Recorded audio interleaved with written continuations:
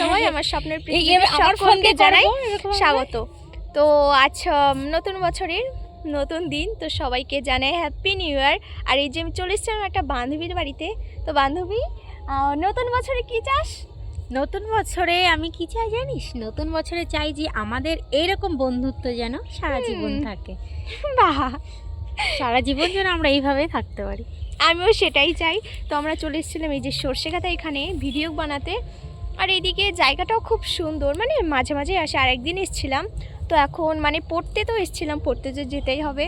তো এখন আমরা যাচ্ছি বাড়িতে। তো আপনাদের নতুন বছরে কি কি পাওনা বাকি, মানে কি কি ভাবছেন সেটা অবশ্যই বলবেন।